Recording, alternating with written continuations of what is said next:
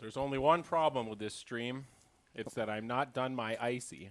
I'm not even close to being done this, dude. I was sucking hard, too.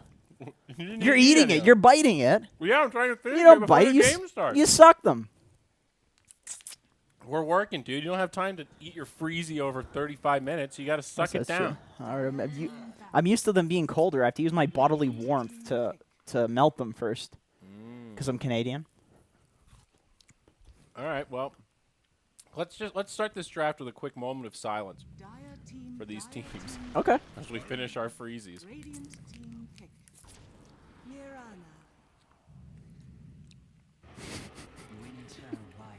I can't keep straight. That's really disrespectful. I'm sorry. We're just going to laugh during the No, I'm national anthem at a football game, too? How's wrong with you?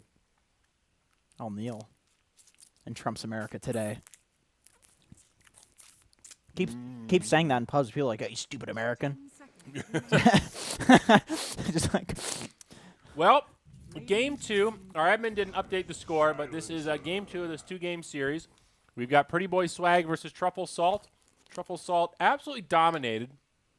Game number 1 was Marana by Ush. He's going to get to play it again here.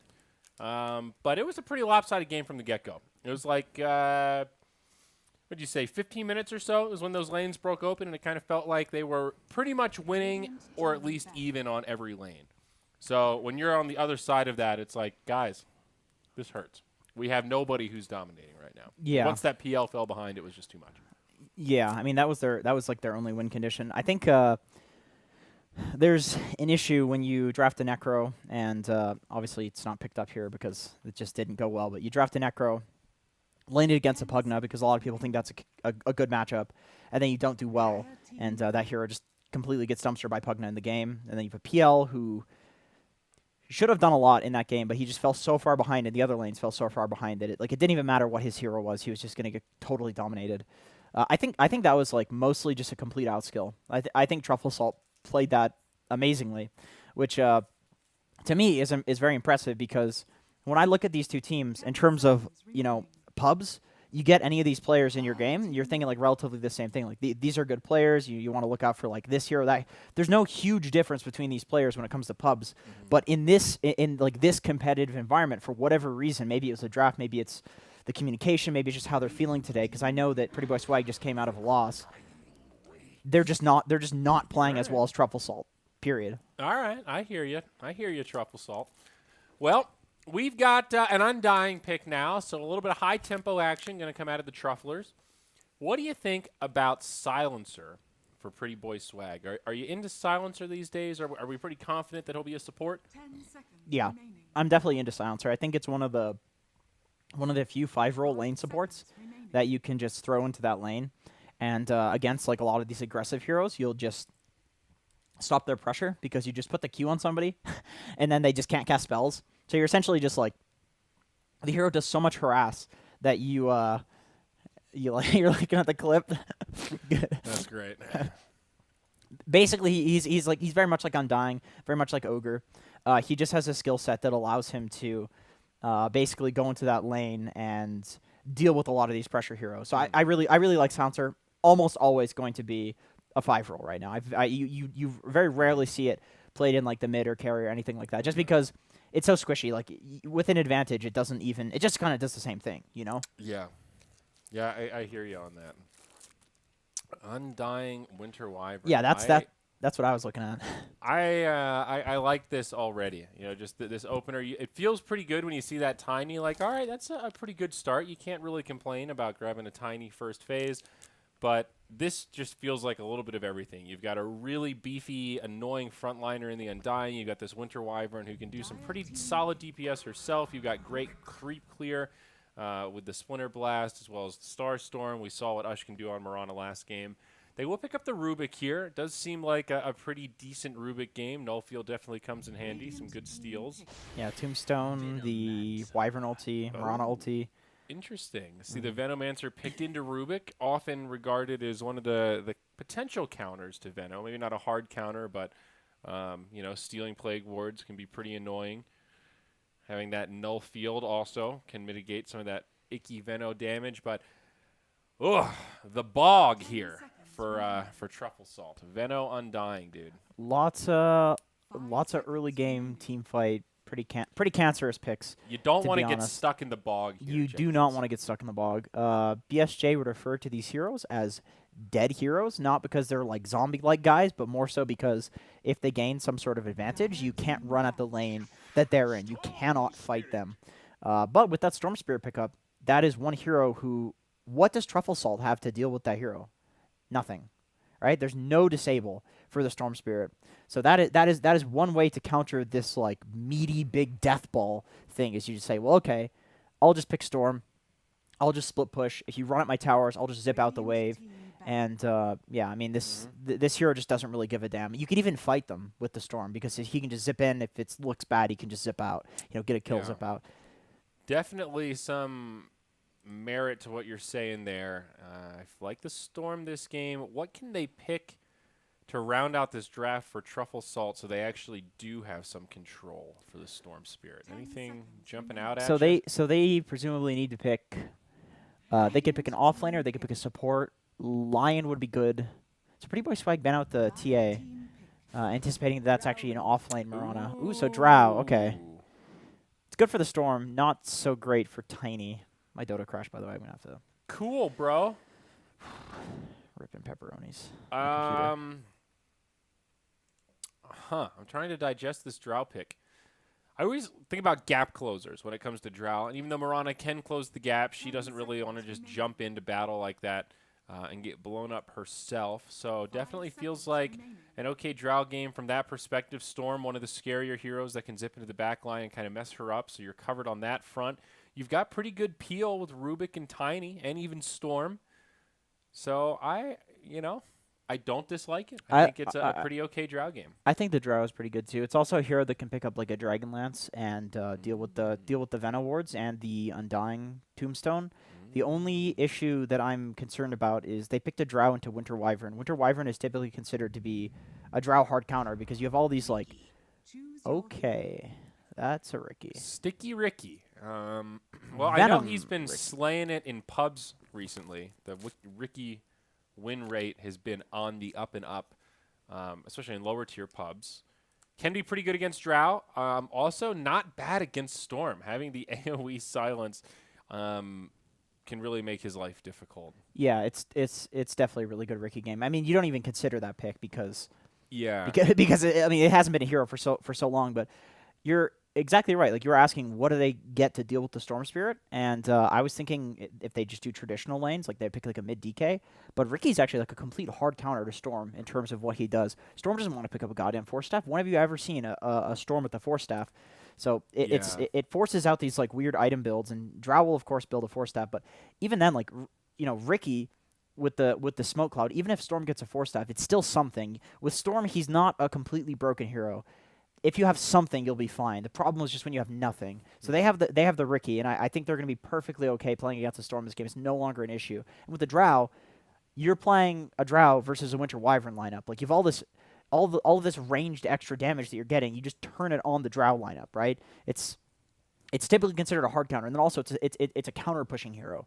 If you try to run at towers, excuse me, it's the Freezy coming back up. But if you try to I'm trying to shovel it in here, man, before the game actually starts, dude. Okay, if the Drow tries to run out of tower, you just like counter push with the Winter Wyvern, and it's very, very hard to push into that. Yeah, and let's see, is my auto spectate gonna work?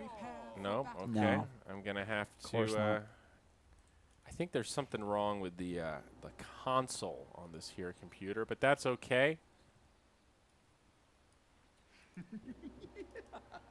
Storm heading mid. Of course, Mirana. Storm versus Mirana. I would think that Storm with Drow Aura does perfectly fine in that matchup, but we saw the last game, and Ush was very, very capable with the Mirana, so more than likely he's going to win this game just because, holy crap, was he on point in the previous one. So I think for Truffle Salt, even though they don't have a lot of traditional stuns, they have so much of that just crazy 5-man gross bog style team fight that they might be able to just kind of bully their way through these tier 1 towers and maybe even some of these tier 2 towers. Yeah. I worry a little that they don't have great siege.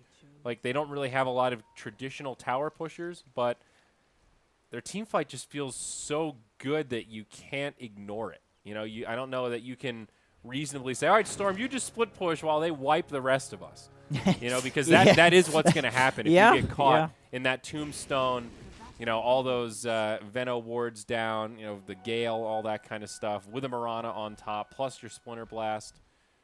Mirana ulti to disengage. Yeah, that's... I mean, look at this right here. Mario's giving him the business end of that decay. This is a really difficult lane for Ryoboros and Old White. Actually, I was saying to you, the Old White's a carry player. It's interesting to see him playing support. And just trying to shoehorn friends onto teams, and there's not many support players in North America too, so yeah, that's a little rough. Shoehorn, huh? That's a great verb. You like that one? It's very old school. I've never used a shoehorn. They're pretty convenient. Yep. Last time I was in Europe, I noticed all my European friends were using shoehorns like they were completely normal. Just like, dude, how are you going to put your shoes on if you don't use the horn? It's going to ruin the backs. I'm like, I know. All my shoes have ruined backs. It's like it's a conspiracy in America. Like, dude, we don't have shoehorns because they'll sell more shoes that way. Oh. So shoe companies are like buying all the shoehorn patents. I know you're fucking with me right now. There's no way that's real. But hey, man. That's what the oil companies are doing with electric cars. Yeah. Dude, Mario's tearing it up. Look at this. He had 24 stacks. Yeah. This is typical Undying stuff. You just run out the lane, spam out decay, hopefully trade your life for a kill, come back, do it again. You want to die. I've even seen people feed First Blood with the Undying. Really? In order to come back and keep doing this. It's very, very... I would be very careful if I'm Old White right now. Oh, Mario's the one that might need to be in trouble. I mean, need to be careful. One more. They need it, and they've got it. Ryoboros will find the kill now in the bottom lane.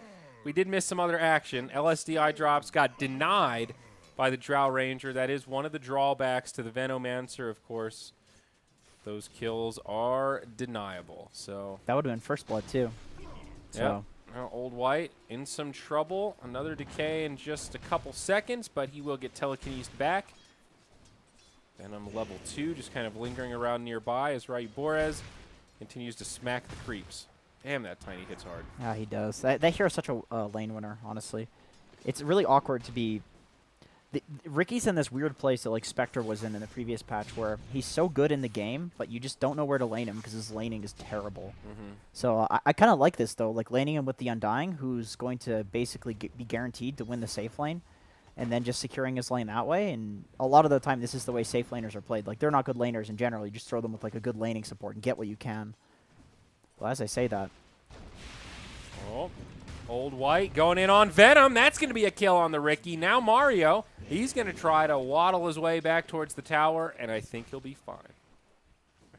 See, the Undying dying is actually fine, but when the Ricky dies, that's when you're having issues. You know you've overcommitted to a kill there. There isn't even any dust on Old White. It's just sentries. Oh, more action up top. Ryoboros with a nice 2-hero avalanche. Venom is getting whomped by Old Whitey. I think they're committing way too hard for kills on the side of Salty Boys. Well, are the kills going to go the other way? Some Sal's get popped. Venom, he's going to get picked up. Mario just trying to be a nuisance, stealing as much strength as possible. Going into box with Tiny, but you're punching rocks, dude. That's not going to work the way you think. They still trade 1 for 1. Venom gets the kill on Tiny, and Tiny gets the kill on the Undying. I think that's good for Venom. I mean, Undying dying just doesn't mean anything. He comes back, does the exact same thing. He honestly wants to die. Oh, my God. What? Is he going to get him? No, he doesn't. He's going to leap for it. There. Oh, Ush, he wants this. The next leap, he needs a few more, but he doesn't have the vision. Not quite the creep. Oh, that's a hero creep right there. Gives him that little peek through the trees to find the kill. Big stuff for the Dire. Ush in the mid lane coming out again. It's like the same story as the last game where Ush was getting, he was kind of losing in the last hits and denies, and he just gets a kill. Yep. Venom We'll be able to survive the onslaught from the Tiny here. Looking pretty good for the Dire, honestly. It sure is. And This these top lanes. lane is the one we've focused on the most, but down bottom, I think this Veno Winter Wyvern combo is Gale comes actually out. pretty darn good. They're putting a lot of pressure on, and, well, couldn't have timed that better if I tried. The Drow Ranger gets brought down. Veno probably going to pay with his life, and no more going to happen. I get why he suicided there, because he wanted to go get stuff from base. It's just faster than walking, but suiciding to a silencer, though, that's kind of rough. Yeah. Although, it does secure the bounty runes. Bleak just goes and heads over and picks up 2 free bounties. 2 for 2, though. Old White leaves one for Tiny to use the bottle. When I see the name Old White, I keep thinking of Whitebeard. That's a different It's a different player entirely. guy. Yeah, different guy. But I'm Whitebeard's just, actually a shout out to another NA Dota player. Whitebeard's a legend, man. That guy's so good, actually. He could be tier 1. I don't know what he's up to. He's really good. I see what you're saying, but the way you framed that left a little bit to be desired. That guy's pretty good. He could be tier 1, but I don't know what the fuck he's doing. I don't know. That was kind of what the way you said that. Just like, yeah, that guy's pretty good, but he's not putting in the hours. I don't know where you at, Whitebeard? It's like you're calling him out. Like, hey, dog, man. you got the skill. That's wasted Hey, potential. man, that's exactly how it is, man. He's not putting in the hours. I was trying to be nice about it. You're the one who... You shoehorned that into this conversation, didn't you? No, I'm not into your PC bullshit I'm here, just where you're trying to say these really Okay, polarized. Whitebeard, get your shit together, There you dude. You're go. fucking good at Dota. What are you Just- doing, this man? is Dota, dude. Everybody thinks you're good at Dota. Come on, man. Say what you mean. You don't need to pussyfoot around and be Okay. like, well, I think Whitebeard is pretty good, All right. but I don't know. All right, if I he's won't good." pussyfoot around. Old White's a support. He's not a support player. What are you doing playing support? You're not Whitebeard. There you go, dude. That's what I'm talking about. Up top, we're going to see Ryu Boraz in some trouble, but a nice telekinesis actually pushes Mario back, and Old White will keep his Tiny alive. But at what cost? But at what cost? Thank you, Brady. Is what they say. That is You're welcome. that All is right. what some say, yes. Yeah. Venom, free farming on a pretty terrible laning hero, because both of these teams are just constantly going for kills, which I think favors the Undying team, because Undying... Yeah. Oh, that was a nice cloud. Nice dust. Up top. He's dead. Venom's going down He's here. dead. You have the Avalanche will connect it. I like that Ryu's maxing the Avalanche this time around. I mean, this is a lot better for Pretty Boy Swag than the way the last game started.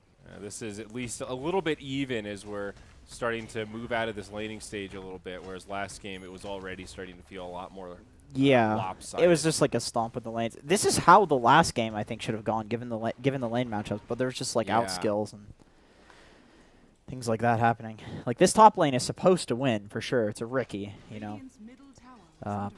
Tiny Rubik. I mean, Rubik's not that great, but Tiny going in onto Venom. Mario was hanging around in the trees, pretty short on mana though. Couple of stick charges, but 10 seconds on that cooldown. One more auto attack. Old White. is he giving it to Ryu? gonna be Ryu that Dude, maybe finds he it. is a support player. There you That go. was so sacrificial, man. Well, while we were watching that chase, Ush got another kill in mid on the Storm Spirit, and the Drow Ranger just died down bottom. So things were even, and now all of a sudden these lanes are completely erupting. Dude, Slee Azel's about to die too. Ooh. Not gonna correct me. No, Okay. I'm gonna let it go. Down he goes. Just watch MJW finish him off. So now all of a sudden, Ooh, in the things mid lane, looking though. a little bit different. Ush does leap forward, finishes off the tower, trying to leap again. Moonlight Shadow healing Salve. Actually going to save the Moonlight, but Salve not going to keep him up. So Damn, he coulda- counter kill going back the other way. Trades his life for the tower. Is that worth? That's probably worth it. Oh, and then as I say that, the Veno dies in the bot lane too. Jesus Christ, dude, there's action all over the place. But Looks the- like a kill might be set up top. I would say, oh my god, the Drow just dies to the ranged creep. Well, up top, they're going to try to go on this Ricky. They've got him dusted, but it's going to expire soon. Oh, he's dead. They will still catch him. -2. Tombstones come down. It's going to be some nice free gold going the way of this Radiant squad. So this is actually pretty chaotic. Down bottom, they traded 1 for 1 because the Drow died to creeps. Is that what we missed down there? Yeah, Oh. he was getting ticked down by the Veno ult and then died to the creep. Because the Veno ult doesn't kill you. No arrow. Now the Storm jumps up to the high ground. There is an Undying nearby. Soul Rip trying to keep Ush alive. Moonlight Shadow, no detection. Oh, Dust on the Rubik. does barely clip him. Oh, wow, that was close. Okay. Taunts come out for the Storm Spirit. Man, last dust on that Rubik. I can't believe that hit him. It was like right on the edge. It was, yeah, right on the tip. And Storm? That's big for the Storm Spirit. Now he's like right even with the Mirana Yeah, after all that. He's actually for sure going to be a menace. This is like the last game where you have heroes that might be good in the game, good against certain heroes. Like the PL was very good. The Ricky is very good against the Storm, but not so much if the Storm has a huge advantage. You know, so it's the more and more this Storm gets farmed, the more it just becomes a regular Storm game where all of the other heroes can't deal with the Storm, because the Ricky's not doing all that well. Let's see, what's his net worth like? He's actually number 2 on the team. He's doing okay. He's doing okay, but Storm is doing. I mean, he's pushing 4K. With the kills too, like experience also matters. You know, it's stats, it's spells. I think it's this Drow Ranger who I'm kind of skeptical about right now. He's gone for the triple Wraith Band Brown Boots build. So just trying to stat up, survive through that pressure. This lane was not kind to him. And now in the bottom lane, we'll see Rubik initiated on, but it's Storm Spirit with the rotation. MJW looking for the kill before he falls, but instead it goes the way of Winter Wyvern. They'll go 1-for-1. Storm still with a lot of mana. Chase this? I don't know, dude. That's a waste, pretty big waste. There is a haste rune on the Wyvern. I like the bottle on Wyvern. Ooh, the arrow? Oh, that was so close. Storm now on the run. Zip back to safety. And not going to be able to close the gap. Ryu kills Venom again. This is not looking good for Ricky. Okay, so this is what happens. You make a rotation to the top lane, you kill the Ricky, forces Venomancer to rotate. They get the tower anyway, and then now something else can happen on the map. Like bot tower is going to die. Yeah, there you go. Bot tower dies. Oh, wait a minute. Now the TP out. So it's just rough to be forced to make these rotations if you're salty boys. Now Ricky goes mid, takes the Storm's lane. Storm looks for something bot. Yep, Storm has the Kaya queued up for now, and Mirana looking at just a Manta style. Saw Ush go for that early Yasha last game, but then transitioned into the Maelstrom. Yeah, he needs the Manta for sure against this global silence, against the Drow silence, against the Storm silence. When he eventually gets the Orchid, Manta's definitely a really good item in this game. It's one of those games where you're like forced to get it. Up top, Smoke. They're going to catch MJW. Easy damage and another -2.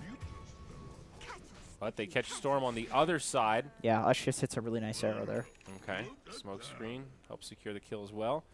So, 1-for-1 around. I think I would definitely rather sacrifice my Venomancer than my Storm Spirit at this stage. Oh, for sure. Storm's got a lot of levels too, so he gives a lot away when he dies. A lot of net worth as well.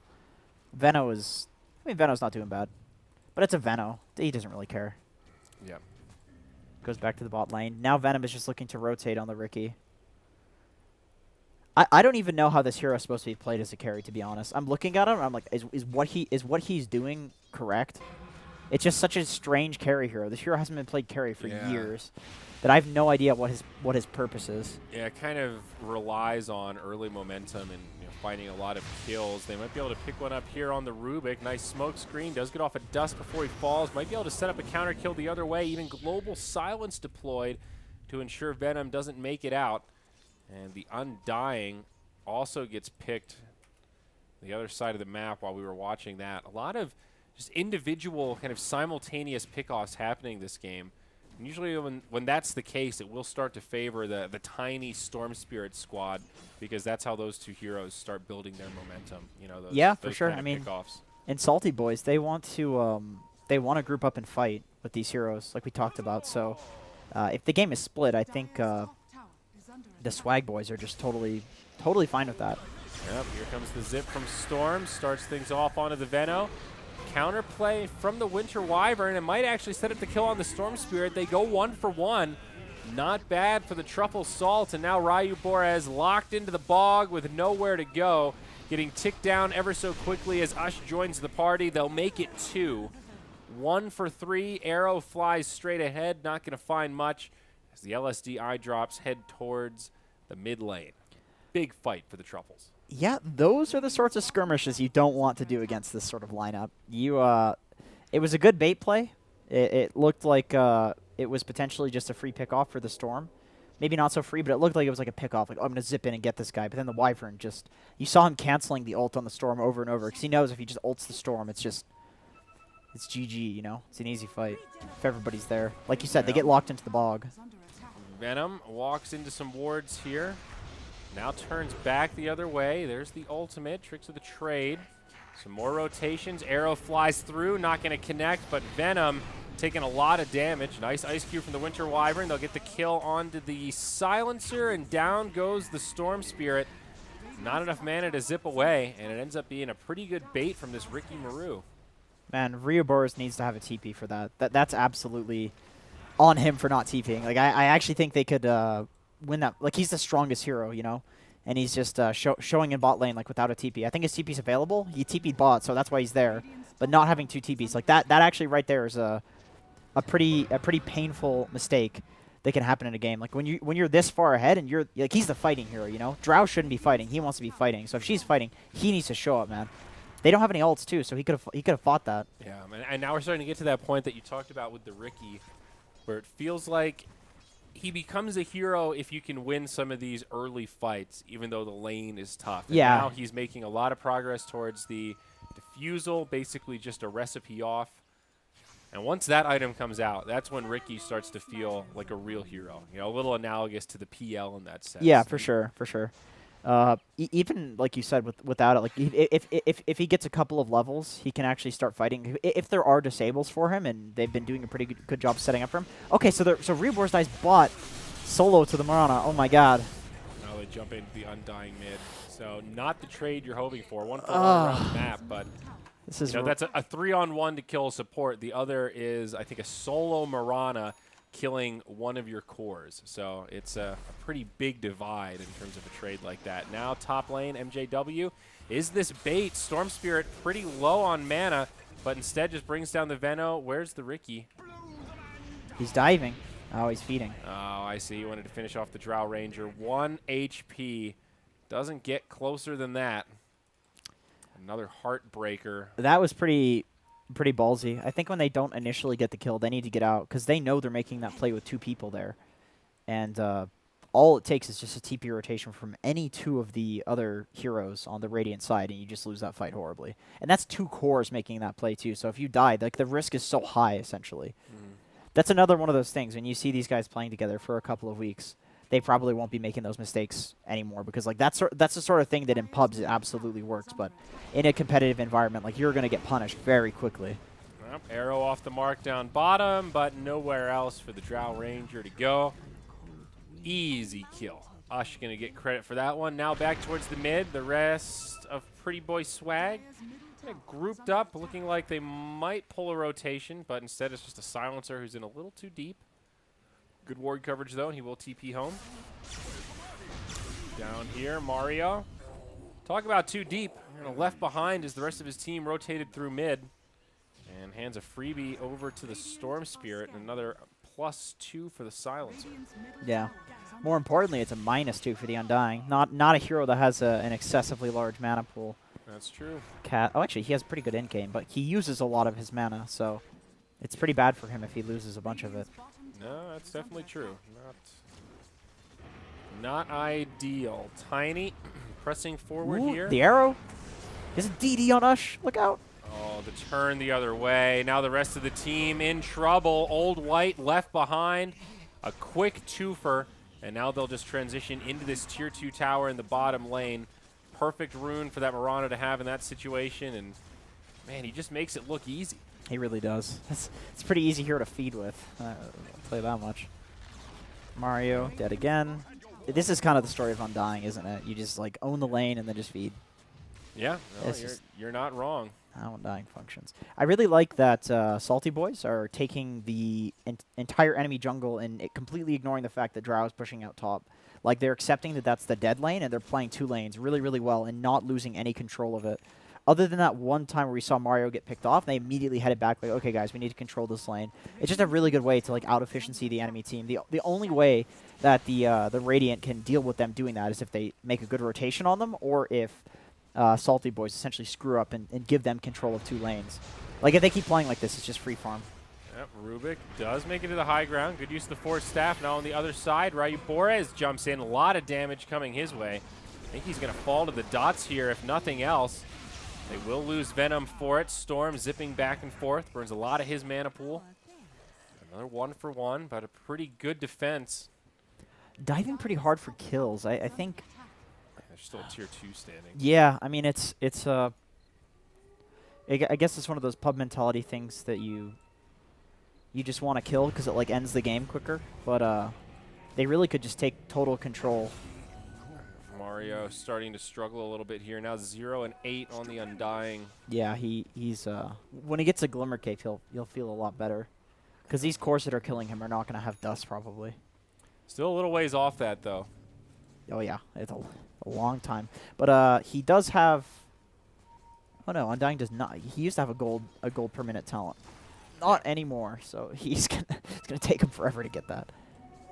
Now top lane, it's the Silencer that's initiated on. Force Staff from the Rubik does buy him some time. Global Silence, not going to be enough. Ricky will chase him down. Now on the other side. Winter Wyvern going in deep, looking for more, but we'll just find the Rubik. Ush kills Storm. He just arrows him. Oh my god. They win a fight in the top lane, and Ush gets another solo kill. I am so sad that I missed that solo kill, but you would never expect that. A Mirana against a Storm Spirit just straight up solo kills him when there's another fight going on. That's just not supposed to happen. You're hitting arrows that your average Mirana might not normally hit if you're finding kills. You have like a that. very small window when he's like remnanting the creep wave to hit him with that arrow. And other than that, there's just no opportunity. I mean, the guy's just zipping around constantly. I mean, he stands in the creeps, for God's sakes. Like, who's harder to hit with arrows? I mean, there is that remnant opportunity, but I mean, the Storm is going to expect it too, playing against a Mirana. Moonlight Shadow, but there is a sentry here for the Drow Ranger. Even if she sees it coming, is it going to make a difference, though? They'll fly over the tree line. Ward to scout it out. Now the Drow initiated on. TP not going to get here soon enough, I'm afraid. Rubik will make it. Stolen Tombstone.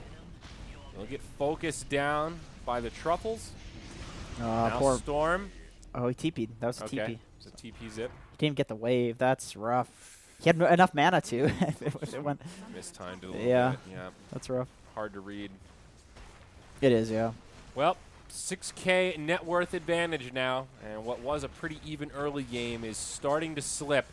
And our Dire are running away with it. This Mirana and Storm Spirit have had a pretty topsy-turvy back and forth, both of them finding solo kills on one another, but now Ush is the supreme leader. He's got this Lincoln's pretty darn close, just a perseverance away. Storm Spirit, I think, looking for an Orchid. No, he's actually going Bloodstone first. And then going for the Force Staff, like you mentioned. Never a happy Storm Spirit. Oh, You've got a Force Staff queued up there. God, he knows he has to get it, though. It's so unfortunate.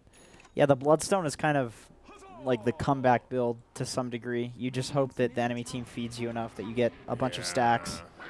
I mean, it's one of those, it's justified, but it's brutal.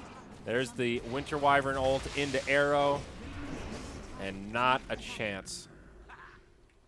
That's a good combo. That's an interesting combo because it's like using an 80-second cooldown for an arrow, but it's very, very easy to hit if you set up with that.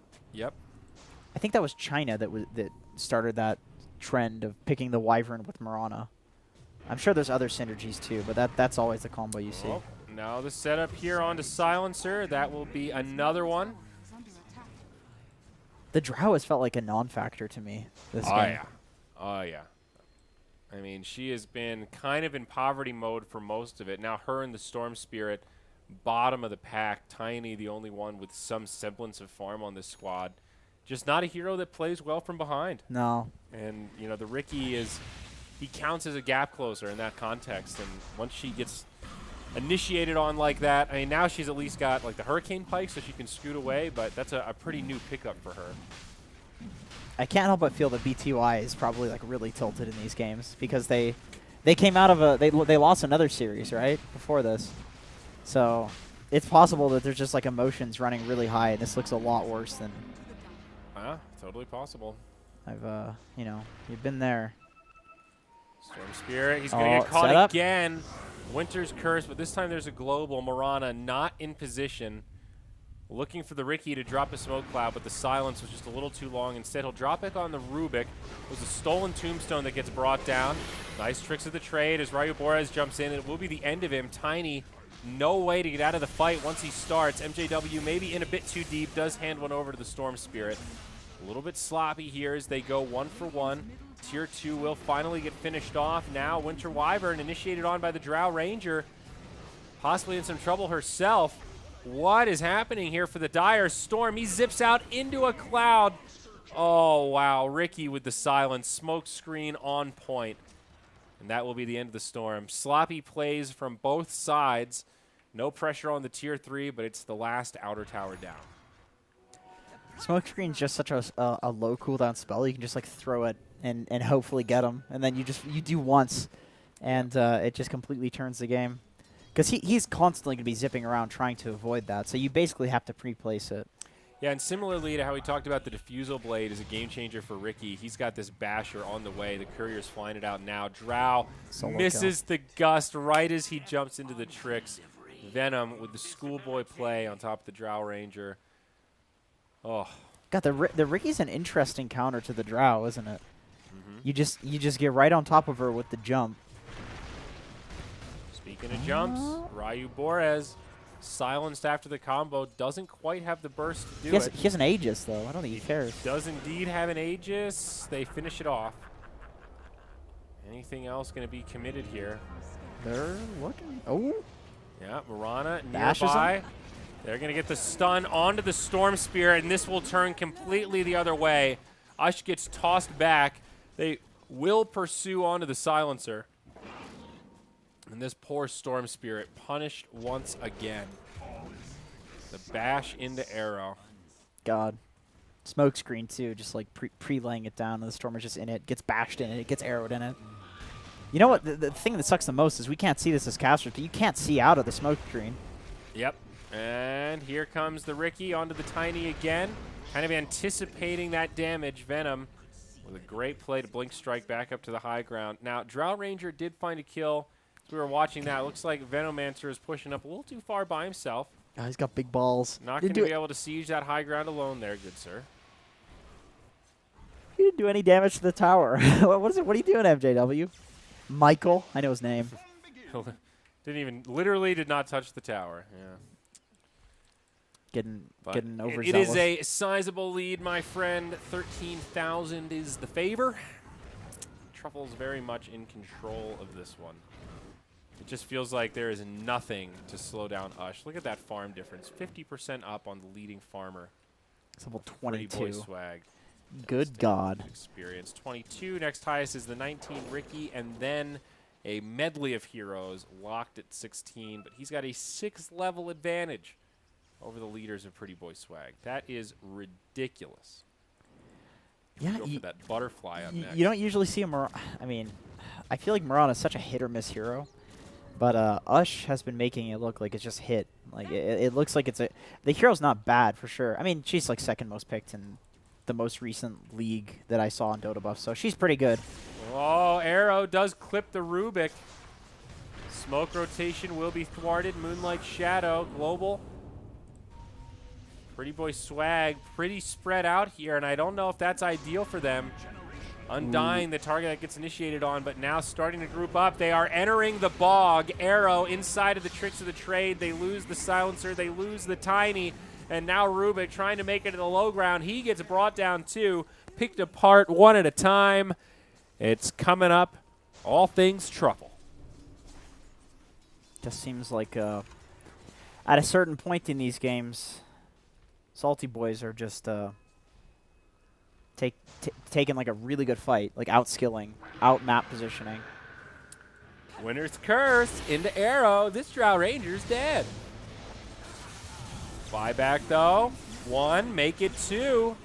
Storm Spirit hoping has no for mana? some cleanup. The mop and Oh, bucket. Tombstone comes down, and now they focus the objectives, Jenkins. Tier 3 tower under assault. God, Venom's not even there. They don't care. With Drow dead, there's just the no aura. Although I would definitely be very careful here. This is like the only situation in which you could lose the game, realistically, is if the storm zips. But the storm has to. Okay, the Wyvern has no curse, so the storm can actually go on whoever he wants. Yep. Venomancer, a lot of burst damage. Not going to be able to finish off any of these kills, though. Still hanging on. Glyph already been used. Tier 3 tower is still standing, but whoa, the Ricky jumps in. Will finish off the Rubik. Now Storm zipping all around, trying to clear out these creeps. Big wave inbound. Double siege spawn at home, but that means a double siege is coming for the Dire as well. They break down the tier 3, and now this base is open. Storm Spirit jumping around. Burst damage from Ryu Borez. Just not enough as they get repelled. Arrow almost hits the Drow. She tries to TP and does not make it. Ends up dying in the well alongside the Tiny. They also get the Silencer, and now it's 4 dead. Storm will get hit by the Winter's Curse. He's still low mana. He can still zip far, I guess. Okay, And well, wow, doesn't matter. the bash. Okay. Doesn't matter. That's going to be a clean wipe.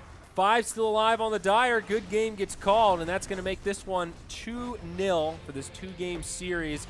Relatively one-sided on both sides of the coin. It really seems like the Truffle Salty boys just hit a certain point in the game. They outskill their opponents. They don't lose their lead, despite it looking a little pubby from both sides. Like, there's mistakes from both sides for sure. But the Truffle boys, it just seems like they're, I don't know. That's why I kind of feel like there's some emotional stuff going on the side of Swag, just because I don't see there being a vast skill difference between these two teams, and yet it looked like it. There's like better team play. There's like emotional stuff. There's all of these other factors that's obviously coming into play here. But it's interesting to see because like I said, pub-wise, all of these players are very high skill.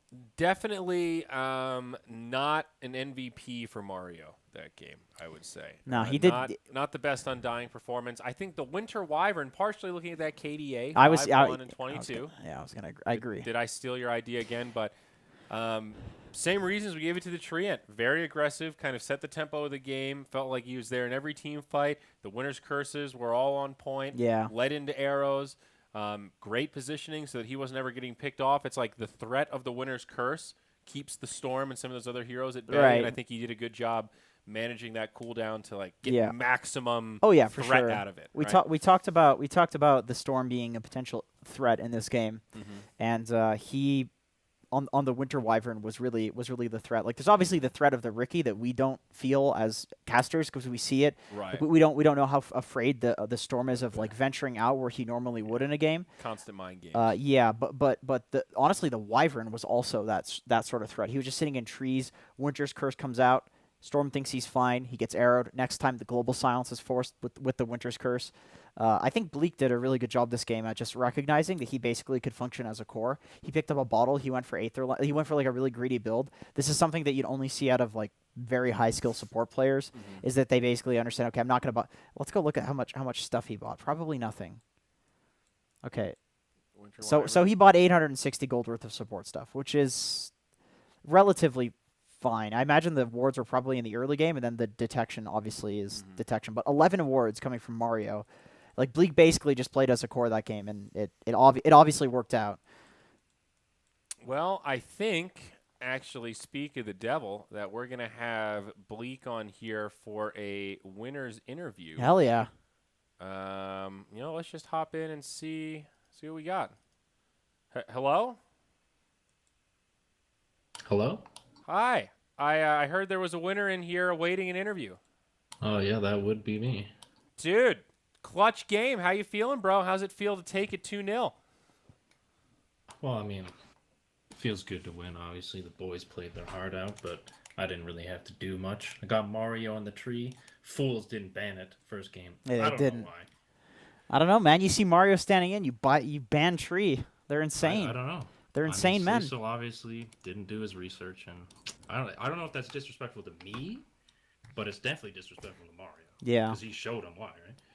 It's Yeah. true. He brought out the map. Now, game number 2, a little bit of a different story for Mario's Undying, man. What happened? I'm no expert. Venom wanted to play some Ricky, and I'm pretty sure that lane's like unwinnable, so maybe you just can't have a game from that point. Gotcha. Okay. It's a pretty hard lane. Thoughts on Ricky right now? Venom made it look pretty easy. A little bit of a struggle before the defusal came out, but once you get the defusal blade, seems like it's just fucking smooth sailing, man.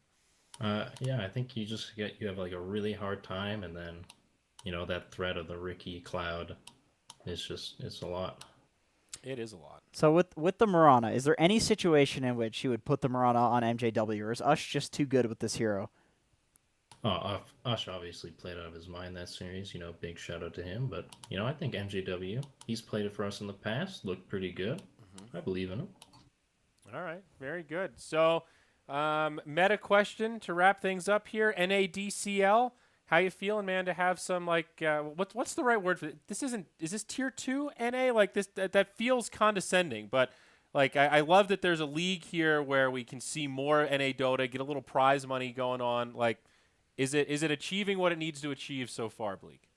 I mean, it's only the first season. You kind of have to see how it develops. I think that's more so what Peter wanted, right? To have development in the NA scene. Yeah. So I think maybe I could answer that better, if it continues for another season. All right. I hear that. That's true. Development takes a long time, but hey, man, it starts with having some games to play. It does. It does. All right. Well, thank you very much for sharing a few thoughts with us. We'll let you get back to it. We've got another series we need to set up for, and then that'll be the end of it. So, Bleak, we'll bid you a farewell. Congratulations once again. Thank you. See ya. Cheers. All right, cool. So I think we're going to take another break here. I believe Mason is going to be joining us, so we're going to do a little bit of rearranging. And we got the Freezy back indeed. So stick around, boys and girls. We're going to be coming back after this for our second series. What was it? Wheel Wreck While Whistling versus Blue Pikachu. Going to be our second BO2. So sit tight, boys and girls. We are coming back. All right, what do we got? Where was